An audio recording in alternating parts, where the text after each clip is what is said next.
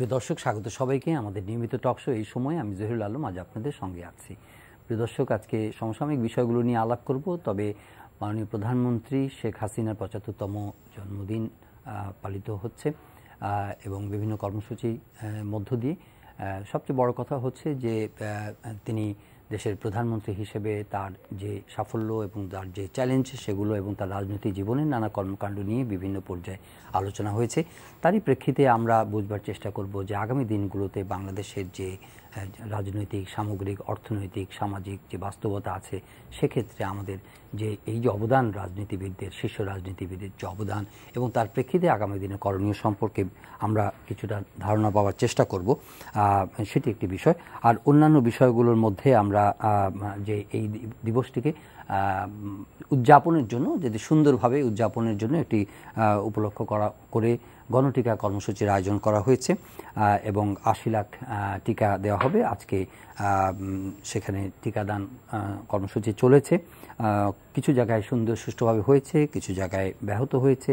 তবে এটাও বলা হয়েছে যে যদি লক্ষ্য পূরণ না হয় তবে সেটি বুধবার পর্যন্ত চলবে।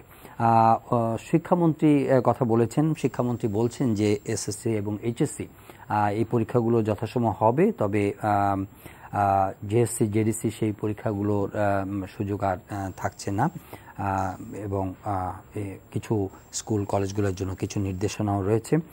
আর সব কিছু মিলিয়ে আজকে আলাপ করবার জন্য আমরা স্টুডিওতে অতিথি হিসেবে এসেছেন প্রফেসর সৈয়দ আনোয়ার হোসেন, বঙ্গবন্ধু চেয়ার অধ্যাপক, বিইউপি। স্বাগত আপনাকে স্যার।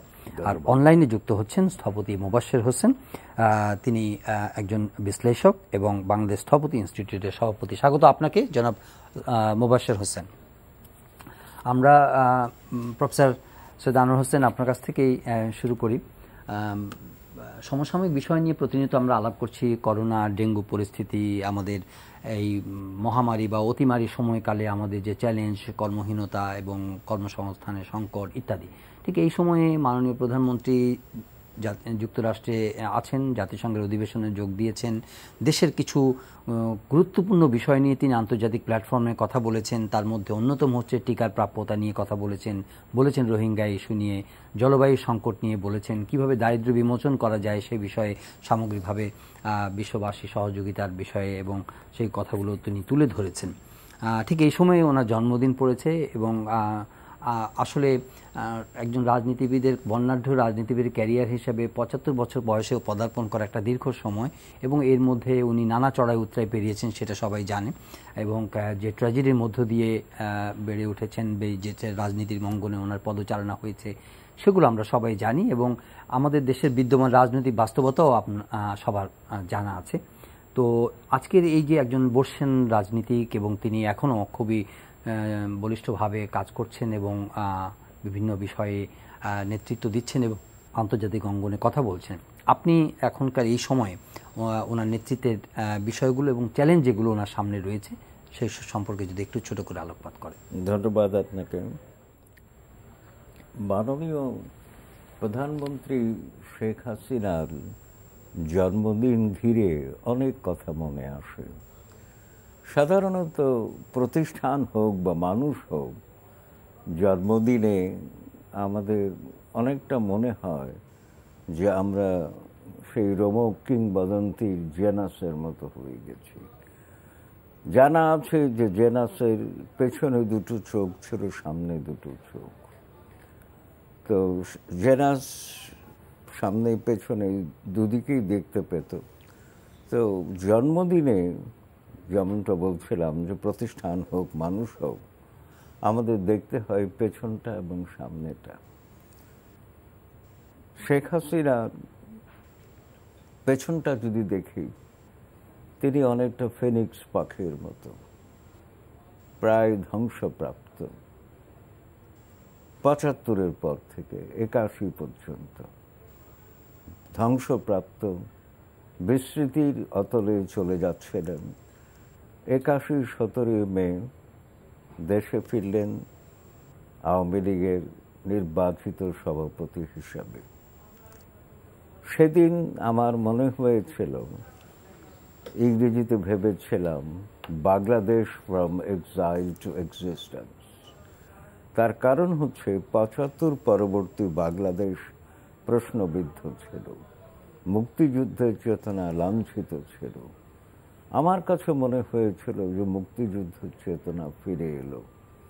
ফিরে আসার সূচনা আমি দেখেছি, গন্তব্যে এখনো পৌঁছতে পারিনি। সেটাও একটি চ্যালেঞ্জ আমি মনে করি, যে মুক্তিযুদ্ধের বাংলাদেশ, বঙ্গবন্ধুর বাংলাদেশকে ফিরে পেতে হলে যা যা করা দরকার তার কিছুটা হয়েছে, সবটুকু হয়নি। বিশেষ করে অর্থনৈতিক প্রবৃদ্ধির দিক থেকে অনেকটা এগিয়ে গিয়ে সারা বিশ্বের নজর কেড়েছি, কিন্তু যাকে উন্নয়ন বলা হচ্ছে আমি সবিনয় দ্বিমত করব, সেটা উন্নয়ন নয়, প্রবৃদ্ধি, গ্রোথ, ডেভেলপমেন্ট নয়। ডেভেলপমেন্ট হতে গেলে আমার বিচারে আমার নিজস্ব সংজ্ঞা আছে, সমতা ভিত্তিক প্রবৃদ্ধি। অর্থাৎ প্রবৃদ্ধির মধ্য দিয়ে যে ফসলটি আমি ঘরে তুলব তার সুষম বন্টন যেন হয়। পৃথিবীতে শতভাগ বৈষম্যহীন কোনো দেশ নাই, কিন্তু বৈষম্য আমাকে কাটাতে হয়। কারণ মুজিবনগর সরকার 10ই এপ্রিল যে ঘোষণাপত্র প্রচার করেছিল সেখানে মুক্তিযুদ্ধের 3টি লক্ষ্য নির্ধারিত হয়েছিল, এককভাবে যা রচনা করেছিলেন ব্যারিস্টার আমিরুল ইসলাম। সাম্য, মানবিক মর্যাদা, সামাজিক ন্যায় বিচার, সাম্য আগে, এবং তার বাস্তবায়নের জন্যই ৭২ সংবিধান হলো। সে সংবিধান এখন ক্ষতবিক্ষত। যাজ্ঞে সংবিধানের চেতনা তো আছে, তো সেই জায়গায় এখন সেই জন্যে চ্যালেঞ্জ অনেক। ফিনিক্স পাখির মতো তিনি আবার জেগে উঠেছেন, নিজে জাগা নয়, দেশ ও জাতিকে জাগানো। সে কথা তো সারা বিশ্বেই বলা হচ্ছে। এবং তিনি কতটুকু জেগেছেন যে 2011তেই পৃথিবীর 12টি নারী নেতৃত্বের মধ্যে তিনি অন্যতম হয়ে গেছেন, 11তেই। 2016তে যখন তিনি প্রধানমন্ত্রী, তখন বিশ্ব ব্যাংক বাংলাদেশকে তকমা দিল উন্নয়নের রোল মডেল। আর সর্বসম্প্রতি গত বছর আমরা স্বল্পোন্নত দেশ থেকে উন্নয়নশীল দেশে উত্তরণ পেয়েছি। তো এই এত কিছু ঘটনা তার মধ্যে ঘটে গেল। কিন্তু যেহেতু আপনি চ্যালেঞ্জের কথা বলছেন, একটি কথা মনে রাখতে হবে যে জেনাস সামনের দিকে দেখতে পেত, আমি সামনের দিকে দেখছি। সামনের দিকে দেখার জন্যে আমি প্রথমেই বলে নিচ্ছি, একজন জননন্দিত জননায়কের জন্য সবচেয়ে বড় বিপদ হয়ে দাঁড়ায় তার স্তাবক এবং স্তুতি। স্তাবকতা এবং স্তুতি থেকে যদি মুক্ত না রাখতে পারেন তাহলে চ্যালেঞ্জের মুখোমুখি হওয়া খুব কঠিন। আর্নল্ড টয়েনবি, বিশ্ব বিস্তৃত ইতিহাসবিদ, 21টি সভ্যতা পর্যালোচনা করে তিনি একটি তত্ত্ব তৈরি করেছিলেন, ইতিহাসের তত্ত্ব, যে মানুষ প্রকৃতির চ্যালেঞ্জ মুখোমুখি হয়ে মোকাবেলা করে সভ্যতা গড়ে তুলেছে। মানুষের সামনে চ্যালেঞ্জ ছিল, রেসপন্স তৈরি করেছে মানুষ। তো চ্যালেঞ্জ উপযোগী রেসপন্স থাকা দরকার, নইলে মানুষ সামনে এগোতে পারে না, ব্যক্তি এগোতে পারে না, সভ্যতা এগোতে পারে না, সংস্কৃতি এগোতে পারে না। ৭১-এর চ্যালেঞ্জ মোকাবেলা করে আমরা স্বাধীন বাংলাদেশ হয়েছি। স্যার, আমরা একটু অন্য অতিথি আছেন জুমে, একটু কথা বলে আবার আপনার কাছে ফিরব। স্থপতি জনাব মোবাশ্বের হোসেন, আমাকে শুনতে পাচ্ছেন আশা করছি? জি, শুনতে পাচ্ছি।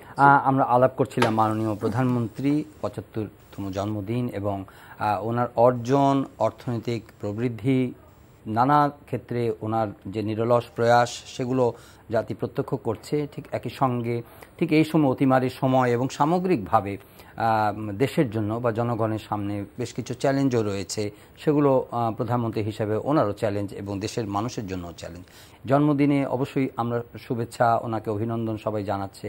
একই সঙ্গে সামগ্রিকভাবে যে অর্জনের পাশাপাশি প্রফেসর সৈয়দ আনোয়ার হোসেন কিছু বিষয়কে পয়েন্ট আউট করছেন যে সেগুলো আমাদেরকে সেই ইন্ডিকেটরের সূচকের দিক থেকে আমাদেরকে এগিয়ে যাওয়ার যে সুযোগটা, সেটা আমরা কতটা নিতে পেরেছি বা কিভাবে সামনের দিনগুলো আপনি ফোরসি করছেন?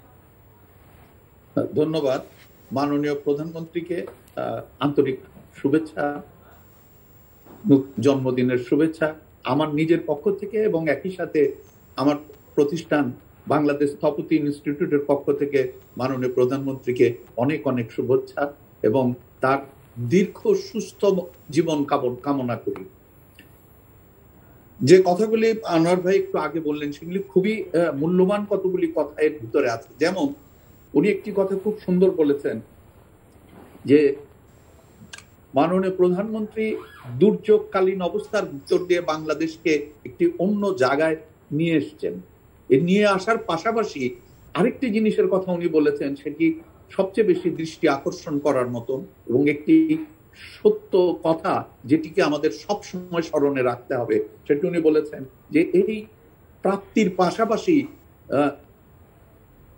ওনার কাছে আমরা দেখতে পাই স্তবকের কথা, ওনাকে স্তুতি করছেন, ওনাকে নিয়ে অনেক অপ্রয়োজনীয় প্রশংসা করছেন, যেগুলি ব্যক্তি স্বার্থ কায়েম করার জন্য করা হচ্ছে। অর্থাৎ আমি যদি এটাকে মাননীয় প্রধানমন্ত্রীর ভাষাতেই বলি, তাহলে আমরা দেখতে পাবো যে প্রধানমন্ত্রী এক সময় অনেক দুঃখের সাথে বলেছিলেন, আমাকে ছাড়া আমার দলের সবাইকে কেনা যায়।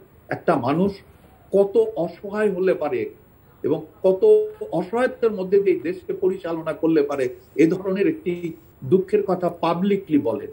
ঠিক একইভাবে জাতির পিতা বঙ্গবন্ধু কিন্তু বলেছেন, আমার চারপাশে চাটার দল। অর্থাৎ সেই একই ধারাবাহিকতা আমরা দেখতে পাই যে একটি বিরাট গ্রুপ প্রতিনিয়ত মাননীয় প্রধানমন্ত্রীর অগ্রগতির প্রশংসা, অতি প্রশংসায় নিয়ে যাচ্ছে। ভুল ত্রুটিগুলি দেখিয়ে, শুধরানোর রাস্তা না দেখিয়ে সেগুলিকেও কৃতিত্ব হিসেবে দেখতে চাচ্ছে। তো এই জায়গাগুলিতে খুবই সংযমী হওয়ার প্রয়োজন আছে, যেটা আমি প্রায়ই বলে থাকি। মাননীয় প্রধানমন্ত্রীকেও আমি বলি যে আপনার স্তুতি যারা করছেন, যারা আপনার কাজ করছেন, তাদের পাশাপাশি কিছু লোককে খুঁজে বের করেন যারা ডেডিকেটেড, দেশকে অন্তর থেকে ভালোবাসে, যারা সরকারের বিভিন্ন কার্যক্রমের উন্মুক্ত সমালোচনা করে এবং সমালোচনার মাধ্যমে শুধরানোর চেষ্টা করে, সেই মানুষগুলিকে আপনি খুঁজে বের করতে হবে। একই সাথে আপনার এই যে দলীয় প্রধান হিসাবে আপনি কার্যক্রম চালিয়ে যাচ্ছেন, এটির একটি লিমিটেশন আছে। আমরা যদি আমাদের ধর্মগ্রন্থ থেকে আরম্ভ করে মানুষের জীবন হিসাবেও যদি আমরা চিন্তা করি, একটি সময়ের পরে চাইলেও কাজ করা তখন কষ্টকর হবে। অর্থাৎ মাননীয় প্রধানমন্ত্রীর কাছে আমার আবেদন থাকবে, উনি যেন এখনই দলের নেতৃত্বে কাকে কাকে নিয়ে যাওয়া যায়, কারা উপযুক্ত, তাদেরকে ফোরফ্রন্টে নিয়ে আসার একটা প্রচেষ্টা চালাতে, যাতে তার অবর্তমানে আমরা একটি সুস্থ সুন্দর রাজনৈতিক দলকে আবার পাই।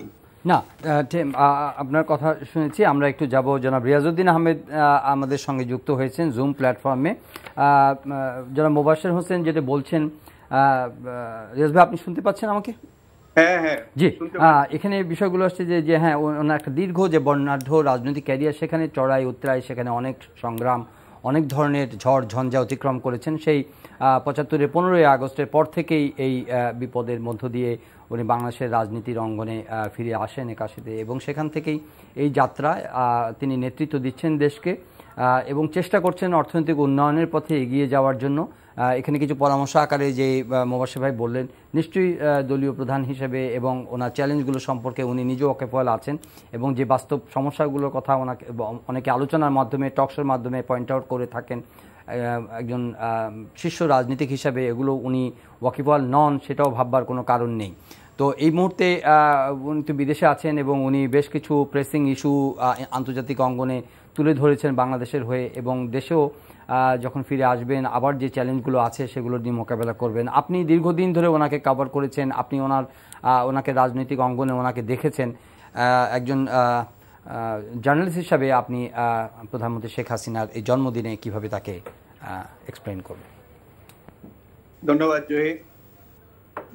আজকে মাননীয় প্রধানমন্ত্রী শেখ হাসিনার 75তম জন্মবার্ষিকীতে আমি অভিনন্দন, তার দীর্ঘ জীবন কামনা করছি। দীর্ঘদিন থেকে আমি ওনাকে চিনি, সেই ছাত্র জীবন থেকে আমরা একসাথে ছাত্র রাজনীতি করেছি। উনি আমাদের সাথে রাজনীতি করেছেন, আমাদের একটু জুনিয়র ছিলেন উনি। উনি যখন কলেজে পড়েন তখন আমরা বিশ্ববিদ্যালয়ে, তিনি বিশ্ববিদ্যালয়ে এসে রাজনীতি করতেন, আড্ডা দিতেন, এবং তখন থেকেই তাকে আমরা জানি যে একজন অত্যন্ত শক্তিশালী একজন মনের লোক। তিনি রাজনীতিকে বঙ্গবন্ধুর কাছ থেকে যা শিখেছেন সেটা তিনি চর্চা করতেন, এবং যখন তিনি রাজনীতিতে আসলেন তখন এটা বেশি করে তিনি চর্চা করতেন। ক্ষমতায় যখন আসলেন তখন আমরা দেখলাম যে বঙ্গবন্ধুর একটা মনে হয় যেন একটা প্রতিচ্ছবি আমরা দেখতে পাচ্ছি প্রধানমন্ত্রীর মধ্যে। তো প্রধানমন্ত্রী মোবাশ্বের ভাই যে কথাগুলি বলেছেন, আমি সৈয়দ আনোয়ার হোসেন সাহেবের কথা শুনি নাই, একটা কথা আমার খুব ভালো লেগেছে। আজকে ঘটা করে ওনার জন্মদিন পালন করছে সারা দেশে, যারা পালন করছে তারা কতটা শেখ হাসিনাকে নেত্রী হিসেবে ভালোবাসেন আর কতটা প্রধানমন্ত্রী হিসেবে ভালোবাসেন, এই জিনিসটা আজকে বুঝে দেখতে হবে। এবং আমি চাই শেখ হাসিনার, আমি একজন ওয়েল উইশার, আমি চাই যে তিনি বাংলাদেশের মানুষের মনে চিরদিন শ্রদ্ধার আসনে থাকুক, এবং সেটা থাকতে হলে সবার কাছ থেকে এই ক্ষমতার কেন্দ্রবিন্দু থেকে জন্মদিন নয়, মানুষের শ্রদ্ধা ভালোবাসার থেকে জন্মদিন পালন করতে হবে। সবাই পালন করবে, শুধু আওয়ামী লীগ পালন করবে না, সবাই পালন করবে। শুধু সুবিধাবাদীরা পালন করবে না, সবাই পালন করবে যে একজন সুযোগ্য নেত্রী, বঙ্গবন্ধুর কন্যা, সেদিক থেকে উনি তো মানুষের শুভেচ্ছা পেতেই পারে, শ্রদ্ধা পেতেই পারে।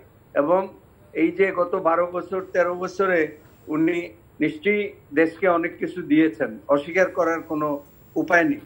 আবার আরো কিছু দিতে পারতেন, সেটাও দিলে তিনি আরো মানুষের মনে চিরঞ্জীব হয়ে থাকবেন, এবং সেই কাজটি বোধহয় করা উচিত। কারণ ক্ষমতা তো চিরস্থায়ী নয়, ক্ষমতা চলে গেলে যদি জন্মদিন পালন না করে, ক্ষমতা চলে গেলে যদি মানুষের শুভেচ্ছা না থাকে, তাহলে এটা তো ভালো হবে না। সেই দিক থেকে শেখ হাসিনা ভালোই বুঝেন, মানুষের চরিত্র বুঝেন, মানুষের আশা আকাঙ্ক্ষা বুঝেন, এবং বুঝেই তিনি কাজ করেন। এবং এটাও বোঝা উচিত যে ওনার জন্মদিন যাতে বাংলাদেশের প্রতিটি মানুষ স্বতঃস্ফূর্তভাবে পালন করে, তাহলে সত্যিকার ভাবে ওনার প্রতি শ্রদ্ধা নিবেদন করা হবে। ধন্যবাদ, দীর্ঘ জীবন কামনা। ধন্যবাদ প্রফেসর আনোয়ার হোসেন। প্রধানমন্ত্রীর জন্মদিনের প্রসঙ্গে আলাপ করছিলাম, এবং আপনারা তার প্রতি যেমন শ্রদ্ধা জানিয়েছেন, শুভেচ্ছা জানিয়েছেন, অভিনন্দন জানিয়েছেন, একই সঙ্গে আবার কিছু পরামর্শ রেখেছেন আপনাদের অভিজ্ঞতা থেকে। তো আমরা ওই প্রসঙ্গ থেকেই ঠিক রিলেট করে একটু গণটিকা কর্মসূচিতে যেতে চাই। দিনটিকে একটু সিগনিফাই করার জন্য, একে ভালোভাবে অবজার্ভ করার জন্য এটি দিনটি ঠিক করা হয়েছে, এবং টিকাদান কর্মসূচি চলছে। এই সময়ে আপনার করোনার যে পরিস্থিতি মোটামুটি নিয়ন্ত্রণে আছে, এবং এটা 5-এর নিচে আছে। যেভাবে বলা হয় যে প্রস্তুতিগুলো থাকা দরকার এবং যেরকম গুরুত্ব দেওয়া দরকার, সেই থেকে মনে করছেন কিনা যে গণটিকা কর্মসূচি সহ মনে করছেন কিনা যে না সামগ্রিকভাবে সামনের দিনগুলোর কথা মাথায় রেখেই কর্তৃপক্ষ যে ব্যবস্থাগুলো নিচ্ছেন বা পদক্ষেপগুলো নিচ্ছেন সেগুলো আমাদের মধ্যে আশা সঞ্চার করছে যে না, আমরা রাইট ডিরেকশনে আছি। ধন্যবাদ। আপনি শেষ কথাটা চমৎকার বলেছেন, একটা সঠিক ডিরেকশন বলছেন। উইনস্টন চার্চিলের একটা কথা ছিল, there is nothing wrong with change, if it is in the right direction. পরিবর্তন নিয়ে আমার কোনো সমস্যা নেই, যদি তার সঠিক পথে যায় আর কি। করোনা সংকট সারা বিশ্বব্যাপী, বাংলাদেশ একা ভুক্তভোগী নয়, তবে এক একটি দেশ এক এক রকম পদ্ধতিতে সংকট মোকাবেলা করছে। বাংলাদেশও তার নিজস্ব পদ্ধতিতে করছে। বাংলাদেশের সংকট হচ্ছে নিজে টিকা তৈরি করে না, টিকা কিনে আনতে হয়, পেতে হয় ইত্যাদি। তবে প্রধানমন্ত্রী ৭৫তম জন্মদিনে ৭৫ লাখ মানুষকে টিকা দেওয়ার, গণটিকা দেওয়ার যে কর্মসূচি তারা গ্রহণ করেছে সরকার, সেটি চমৎকার। আমি ধন্যবাদ, অভিনন্দন জানাবো। এবং আমি বৈষম্যের কথা বলছিলাম, বৈষম্যহীন বাংলাদেশ চাই, প্রবৃদ্ধি পূর্ব শর্ত।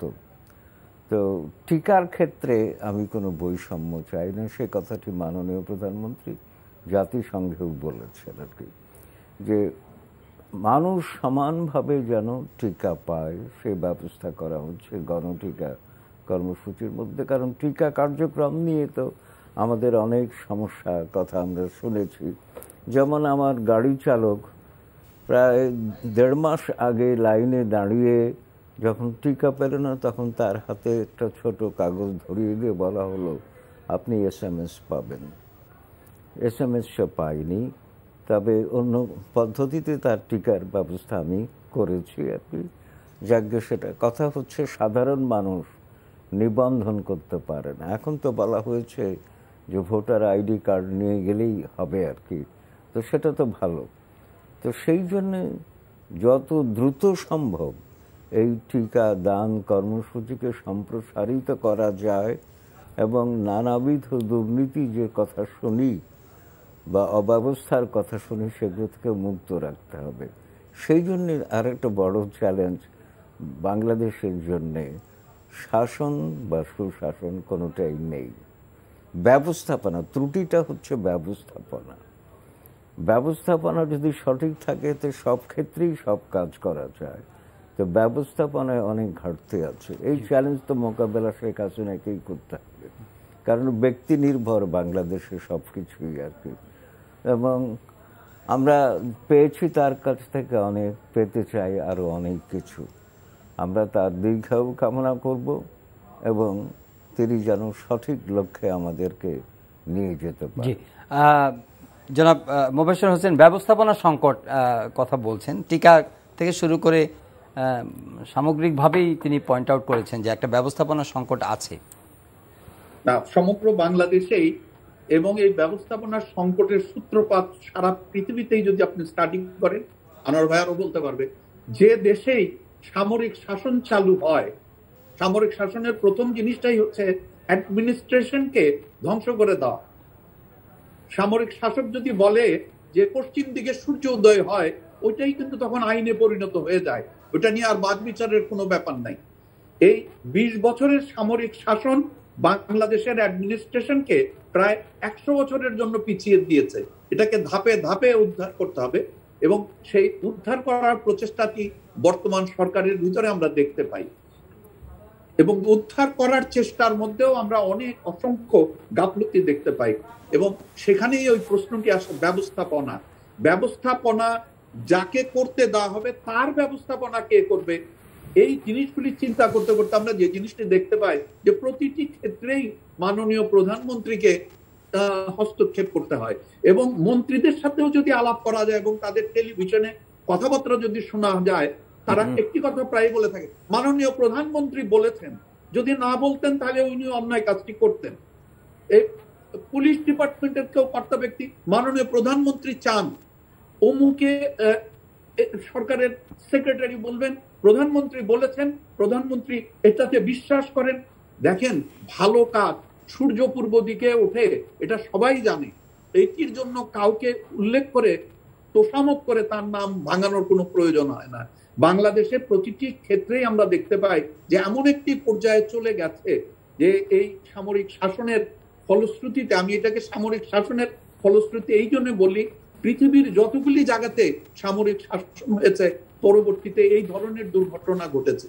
আমাদের এই জায়গা থেকে বের হয়ে আসার জন্য ব্যবস্থাপনা তাকে সুষ্ঠু করার ব্যাপারে প্রয়োজনীয় ব্যবস্থা নিতে হবে। যে জন্য আমি শুরুতে একটি কথা বলেছি, মাননীয় প্রধানমন্ত্রীর এখন প্রয়োজন কয়েকজন বিশিষ্ট ব্যক্তি যারা প্রধানমন্ত্রীর সামনে দাঁড়িয়ে ভুল তথ্য, ভুল কার্যক্রম সম্পর্কে খোলামেলা কথা বলার সাহস রাখে।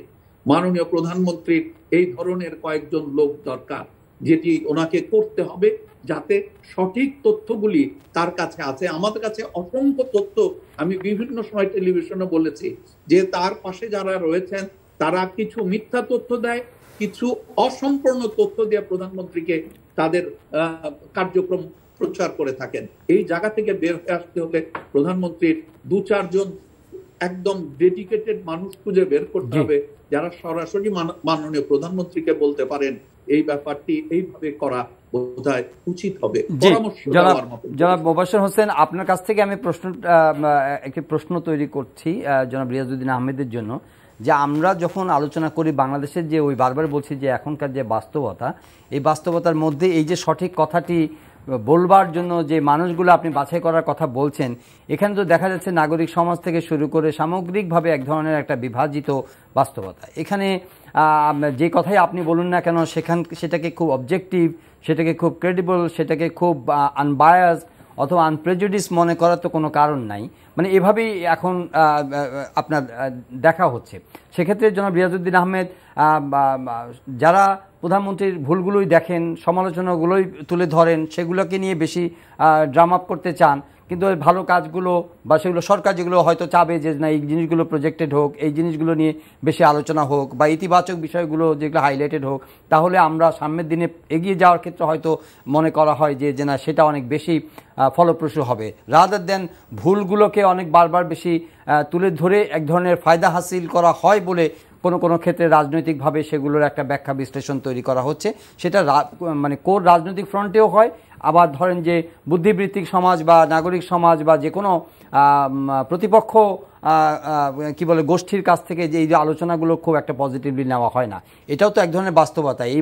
এটা তৈরি হয়েছে, তো এটাকে কিভাবে আপনি ব্যাখ্যা করবেন? দেখেন, ওনারা দুইজন যে আলোচনা করেছেন, দুইজনই বিজ্ঞ লোক, অত্যন্ত অভিজ্ঞ। এখানে আমার দ্বিমত করার কিছু নেই। আমি অল্প কিছু নতুন কথা যোগ করতে পারি। সেটা হলো যে কথাটা মোবাশ্বের ভাই বলে শেষ করলেন, যে সত্যি কথা বলার জন্য কিছু লোক থাকা দরকার। তো রবীন্দ্রনাথের একটা কবিতা আছে, সহজ করে বলতে আমায় বলো যে সহজ করে যায় না বলা সহজে। এটাকে যদি একটু ঘুরে বলা যায়, সত্যি কথা বলতে আমায় বলো যে সত্যি কথা যায় না বলা সহজ, এবং ইচ্ছা করলেও কেউ বলবে না সত্যি কথাটা। প্রধানমন্ত্রীর সামনে যেটা বলা উচিত এটা এড়িয়ে যাবেন। এটাই আমাদের সংস্কৃতি, এটা আমাদের কালচার। আনফরচুনেট যদিও, কিন্তু এটাই হয়ে যাচ্ছে। এবং অনেককে আমি বলতে শুনেছি, ডাকসাইটে রাজনীতিবিদ, মন্ত্রী, বললাম যে আপনারা তো এই জিনিসটা ধরিয়ে দিতে পারতেন প্রধানমন্ত্রীকে। তো বললো যে আমি কি প্রধানমন্ত্রীকে ধরিয়ে দিয়ে ওনার বিরাগ বাচন হব? আমি এই জন্য উনি যে কথা বললে খুশি হবে আমি সেই কথাই বলি। প্রধানমন্ত্রীকে বুঝতে হবে কে ওনাকে খুশি করার জন্য কথা বলছে আর কে সত্যিকার জনকল্যাণের জন্য কথা বলছে, যে কে সত্যিকার শেখ হাসিনাকে রাষ্ট্রনায়ক উচিত একটা ইমেজ বিল্ডিং এর জন্য কথা বলছে, এটা বুঝতে হবে। তো এখন এই যে টিকার কথা বললেন, ব্যবস্থাপনার কথা বললেন, ব্যবস্থাপনাটা অনেকাংশে নির্ভর করে গুড গভর্নেন্সের উপরে, জবাবদিহিতার উপরে। আমাদের এই জায়গাগুলি একটু অভাব আছে। আপনি যে পার্লামেন্টে সত্যিকার একটা শক্তিশালী বিরোধী দল থাকে না, সেখানে জবাবদিহিতা কোথার থেকে আসবে? এবং জবাবদিহিতা না থাকলে প্রধানমন্ত্রী কিন্তু অন্ধকারে থাকবেন। তিনি আজকে যেমন বিশ্ব তথ্য দিবস, আজকে সেই বিশ্ব তথ্য দিবসে সব তথ্য কি মানুষের কাছে আসে? সবাইকে সাহস করে সত্যি কথাটা বলতে পারে? বলতে পারে না। এই পরিবেশটা বোধহয় তৈরি করতে হবে। যে কথাটা আমি বলছি যে শেখ হাসিনাকে এই ক্ষমতাসীন প্রধানমন্ত্রীর জন্মদিন নয়, শেখ হাসিনাকে বঙ্গবন্ধুর কন্যা হিসেবে তার জন্মদিন যেন মানুষ যোগে যোগে পালন করে, ওইরকম একটা অবস্থা তৈরি করে যেতে হবে। এবং শেখ হাসিনার সাথে যেহেতু আমি ছাত্র রাজনীতি করার সুযোগ হয়েছিল, আমি তাকে ঘনিষ্ঠভাবে চিনি, আমার পেশাগত কারণেও ঘনিষ্ঠভাবে চিনি, এবং চিনি বলেই আমি আবদার করিয়ে বলতে পারি যে আপনি জনগণের নেত্রী থাকেন, আরো জনগণের কাছে থাকার চেষ্টা করেন, চাটুকারদের কথায় বিভ্রান্ত হবেন না, তাহলে আপনার জন্মদিন বাংলাদেশের প্রতিটি লোক পালন করবে, শুধু আওয়ামী লীগ পালন করবে না। সবচেয়ে বড় বিষয় হচ্ছে যে আমরা এই প্রসঙ্গের মধ্যেই থাকতে চাই, প্রফেসর আনোয়ার হোসেনের কাছে জানবো যে এখন ধরেন যে রাজনীতির অঙ্গনে যদি আসে, তাহলে সামনে যেহেতু এখন 21 সাল 23 সালের নির্বাচন, তো সেই হিসাবে আরেকটা নির্বাচন কমিশন গঠনের প্রসঙ্গ চলে আসছে। ফেব্রুয়ারিতে তাদের মেয়াদ শেষ হবে।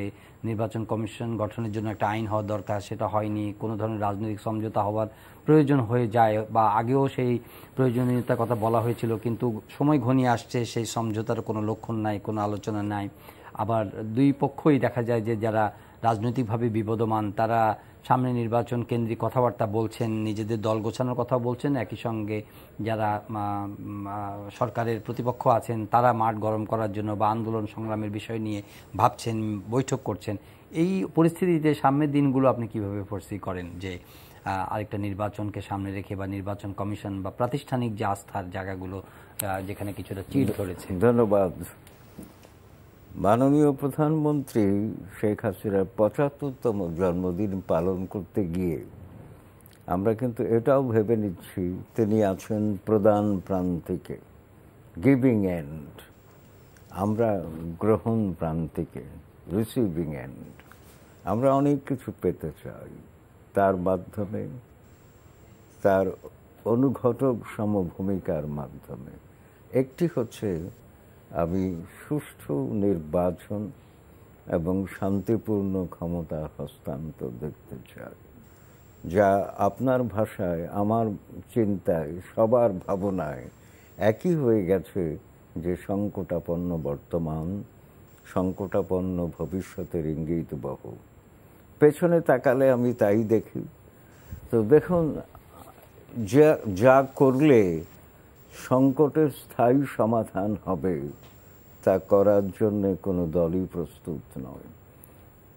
বিএনপি আওয়ামী লীগ এতদিন যা বলেছে, কেউ কিন্তু বলেনি যে আইনের অধীনে 118 এক ধারা অনুযায়ী আইনের অধীনে নির্বাচন কমিশন গঠিত হবে, কেউ বলে না।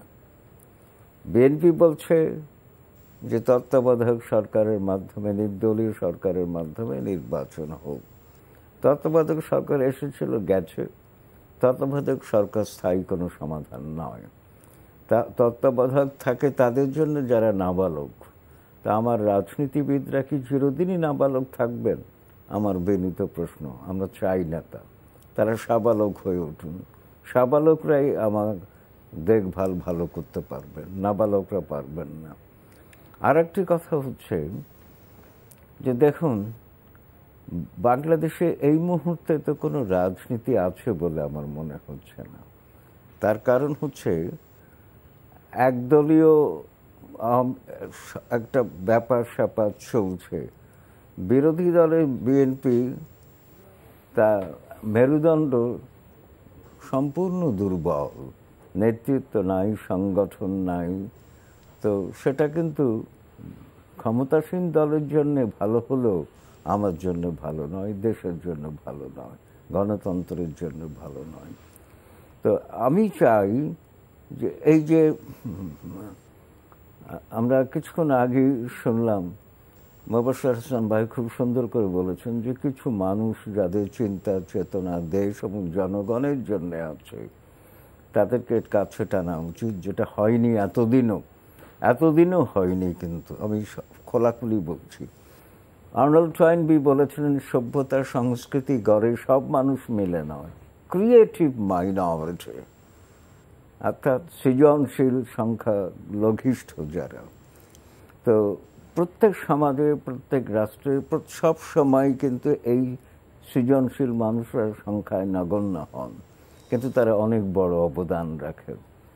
তাদেরকে সুযোগ করে দিতে হবে, সেইটা নেই। এখন আর একটা সমস্যা হচ্ছে, কোনো দলের মধ্যেই আমি দেখছি না। বাম দলরা তা আছেন, তারা তাত্ত্বিক বিভ্রান্তি নিয়ে আছেন। বঙ্গবন্ধু বলেছিলেন, আপনারা আকাশে চলেন, জনগণ চলে পায়ে হেঁটে। আপনারা যা বলেন জনগণ বুঝবেও না আর কি। আসলে সেই ব্যাপারেই তারা রয়ে গেছেন। এখন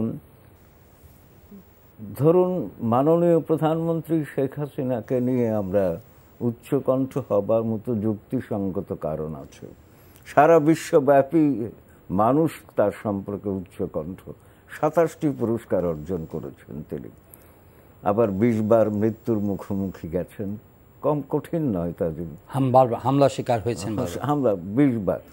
তো এখন লক্ষ্য করুন, শেখ হাসিনা যদি কোনো কারণে অপারগ হন, অবর্তমান হয়ে যান, আওয়ামী লীগের হালকে ধরবে। আমি তো এই দলটির ভবিষ্যৎ নিয়ে এখন চিন্তিত। আচ্ছা, দল এবং সরকার এক থাকা উচিত নয়, গণতন্ত্র তা বলে না। পাশের দেশ ভারতেও তা নাই, বঙ্গবন্ধুও তা করেননি। কিন্তু শেখ হাসিনা 4 দশক নেতৃত্ব দিচ্ছেন, 17-18 বছর সরকারের নেতৃত্ব দিচ্ছেন। দল এবং সরকার একাকার। তাহলে এটাও তো একটা চ্যালেঞ্জ তার জন্য। তিনি পাচ্ছেন না, কেন পাচ্ছেন না সেটা তাকে তলিয়ে খুঁজে দেখতে হবে। আমরা তো চাই গণতন্ত্র হোক। তো গণতন্ত্র মানে হচ্ছে, বঙ্গবন্ধু তো শোষকের গণতন্ত্র চেয়েছিলেন, তো সেটা তো পারলেন না তিনি আর কি। তো সেই জন্য শোষিতের গণতন্ত্র, শোষকের নয়, হ্যাঁ, শোষিতের গণতন্ত্র। এবং তিনি পশ্চিমের ধারণা অনুযায়ী যে গণতন্ত্র এখন আমরা চর্চা করছি তাকে পছন্দ করতেন না। মুষ্টিমেয় কিছু মানুষ, বিত্তবান মানুষ এই গণতন্ত্রকে প্রভাবিত করে, সেই জন্যে শোষিতের গণতন্ত্র চেয়েছিলেন তিনি। তা আমরা ওই গণতন্ত্র পেতে চাই। কাজেই শেখ হাসিনার কাছে তিনি আমাদের প্রত্যাশা কেন্দ্রবিন্দুতে আছেন। অনেক কিছু চাই তার কাছে, সব তিনি পারবেন। আরেকটি কথা কিন্তু মনে রাখতে হবে, বঙ্গবন্ধু নিজেই বলেছিলেন যে আমি ফেরেশতা নই, শয়তানও নই, আমি মানুষ, আমি ভুল করবই, ভুল করলে আমাকে শোধরাতে হবে।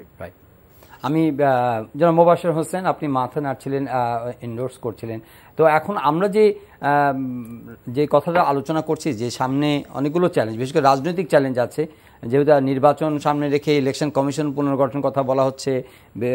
যারা রাজনৈতিক প্রতিপক্ষ আছেন সরকারের, বিএনপির কথা বলা হয় প্রধানত, যে তারাও এখন সিরিজ বৈঠক করছে, দলকে রিঅর্গানাইজ করা, নানাভাবে তারা তাদের চিন্তাভাবনাগুলো প্রকাশ করার চেষ্টা করছে। কি মনে হয় যে একটি যে নির্বাচনকালীন যে ব্যবস্থার বিষয় নিয়ে যে একটা দ্বন্দ্ব, একটা সংঘাত, এবং সেটাকে কেন্দ্র করে যে নির্বাচন অনুষ্ঠানের যে একটা জটিলতা তৈরি হয়, এগুলোর কোনো জট খুলবার কোনো ইঙ্গিত, কোনো সম্ভাবনা কি আপনার চোখে আছে কিনা? ধন্যবাদ। আমি ওই জায়গায় যাওয়ার আগে ছোট্ট একটি কথা, সময় শেষের দিকে একদম, আমরা 2-3 মিনিট আপনাকে পাবো, তারপরে ছোট্ট একটি কথা বলবো যে মাননীয় প্রধানমন্ত্রীর পাশে বসার আমার সুযোগ হয়েছিল এবং ঘন্টা 2-3 ওনার সাথে আমার কথা বলার সুযোগ হয়েছিল। এই মানুষটিকে সরাসরি আমি সমালোচনা করেছিলাম যে আপনি এই ভুলটি করেছেন। প্রথমে মনক্ষুণ্ণ হলেন, পরবর্তীতে উনি ডায়াসে বক্তৃতা দেওয়ার সময় ওনার বক্তৃতার সমস্ত কাগজ ফেলে দিয়ে উনি আমার প্রশ্নের উত্তর দিলেন এবং আমি যা চেয়েছিলাম উনি সেই কাজটি করেছিলেন। উনি বলেছিলেন বিজেএমই ভবন বাংলাদেশের বুকে বিস্ফোরক। আমি খালি বলেছিলাম, মাননীয় প্রধানমন্ত্রী, আপনারা 2 প্রধানমন্ত্রী যদি অন্যায় কাজের সাথে সম্পৃক্ত হন তাহলে আমরা কাজ করব কিভাবে? আমি এই কথাটি এই জন্যই বলতে চাচ্ছি, পৃথিবীর বুকে বোধহয় খুব কমই নেতৃস্থানীয় ব্যক্তি আছে যারা সাধারণ সমালোচনা পর্যন্ত সহ্য করার মতন ক্ষমতা রাখেন। মাননীয় প্রধানমন্ত্রী তাদের মধ্যে একজন। আসুন না আমরা ওনার ভুল ভ্রান্তিগুলি ওনার সামনে তুলে ধরি, কিন্তু আর কত স্তুতি করব? এখন আসা যাক ইলেকশন নিয়ে আমি কথা বলি।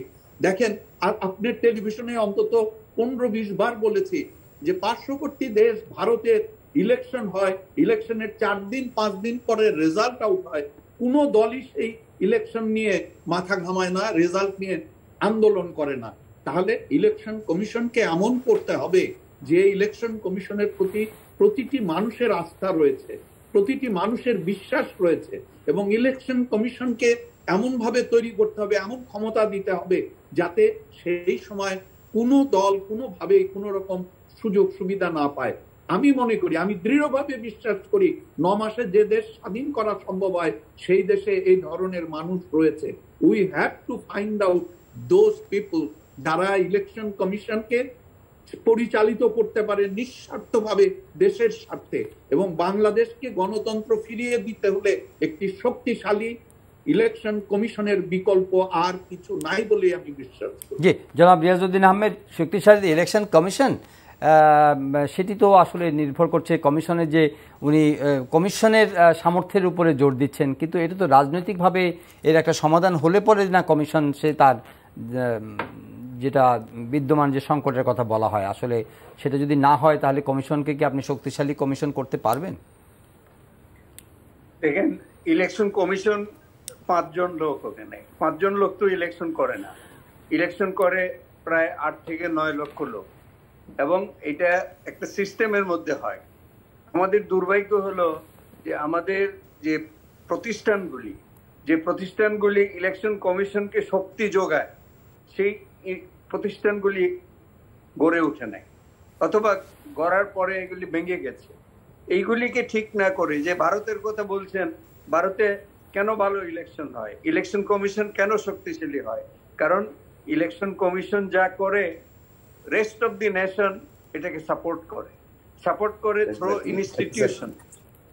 এটাকে মুখে কথা বললে হবে না। এখন যদি ধরেন ইলেকশন কমিশন 5 জন লোক তারা ভুল করতে পারে না, সে ভুল করলে তার রিমেডিটা কোথায়? বলে কোর্টে যান, জুডিশিয়ারির কাছে যান।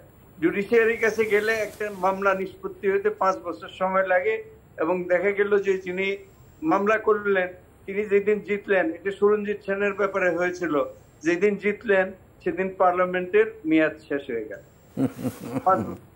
এটা হলো ইনস্টিটিউশন। আর ভারতে কি হয় যে ভারতের সুপ্রিম কোর্ট বা যে কোনো কোর্ট আপনার ইলেকশন কমিশনকে সাপোর্ট করে তারা যে রুলিং দেয়, তারা যে সিদ্ধান্ত দেয়, সেই সিদ্ধান্তই ইলেকশন কমিশনকে শক্তিশালী করে। আমাদের এখানে এইটাই করতে হবে। এখানে অত সব খুঁজে কিছু লাভ হবে না, প্রতিষ্ঠানগুলিকে শক্তিশালী করতে হবে। প্রতিষ্ঠান যদি শক্তিশালী না হয় তাহলে 2-1 ব্যক্তি কিছুই করতে পারে না। এই যে ইন্ডিয়াতে সেশন সাহেব এত নাম করলেন, এতই করলেন, উনি কি কুস্তিগির? উনি কি? কিন্তু রিয়াজ ভাই আপনার কথা যদি বুঝে থাকি, কিন্তু এখানে তো একটা রাজনৈতিক ক্ষমতায়ন না হলে এই প্রতিষ্ঠানগুলো তো আপনার সবার ঊর্ধ্বে তো একটা রাজনৈতিক ক্ষমতায়ন, এই পলিটিক্যাল এম্পাওয়ারমেন্ট যদি না হয়, কনস্টিটিউশনাল যে এম্পাওয়ারমেন্ট বা ম্যান্ডেটেড যদি না হয়, তাহলে এই প্রতিষ্ঠানগুলোর পক্ষে তো এককভাবে সেই রোলগুলো প্লে করা সম্ভব নয়। ওই নেতৃত্বটা তো প্রয়োজন আছে, দিক নির্দেশনা দেওয়ার জন্য যে পলিটিক্যাল লিডারশিপ। আমি আপনার সাথে একমত যে রাজনৈতিক একটা এনভায়রনমেন্ট লাগবে, একটা পরিবেশ লাগবে। পরিবেশ না থাকলে এখানে গণতন্ত্র শুধু একটি প্রতিষ্ঠান বা কয়েকজন লোক মিলে গণতন্ত্র করতে পারে না। প্রধানমন্ত্রী একা গণতন্ত্র করতে পারবেন না। গণতন্ত্র যে সংস্কৃতিটা, এটা সারা জাতির মধ্য থেকে উচ্চারিত হতে হবে। এটা তৃণমূল থেকে শুরু করে সর্বস্তরে এটা উচ্চারিত হতে হবে, এবং এই প্রতিষ্ঠানগুলি এটাকে সাপোর্ট করবে।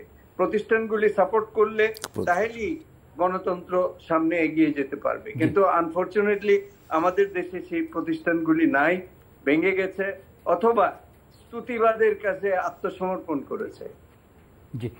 সত্যিকার সাহসী লোক আমরা দেখি না, সাহসী লোক পাওয়া যায় না। ইলেকশন কমিশনের অনেক ক্ষমতা আছে, কিন্তু ইলেকশন কমিশনারদের কি ক্ষমতা আছে? তারা কি মন খুলে কথা বলতে পারেন? তারা কি প্রতিবাদের সুরে কথা বলতে পারেন? তারা তো ইন্ডিপেন্ডেন্ট। এরা রসিকতা করে বলছিল একজন, ইন্ডিপেন্ডেন্স আর those on whom you cannot depend. সবাই দলবাজি করবে, সবাই দলবাজ হয়ে গেছে। আজকে জি জি জনাব বলেন। রিয়াজউদ্দিন আহমেদ, আজকে আর সময় নেই, আমরা আরেকদিন আবার বিস্তারিত আলোচনা করব, যেহেতু এই রাজনৈতিকভাবে সামনের দিনগুলোতে অনেক ঘটনা প্রবাহ আছে এবং এই আলোচনাগুলো দলগুলোর মধ্যে শুরু হয়েছে, সেগুলো আলোচনা করার সুযোগ পাবো।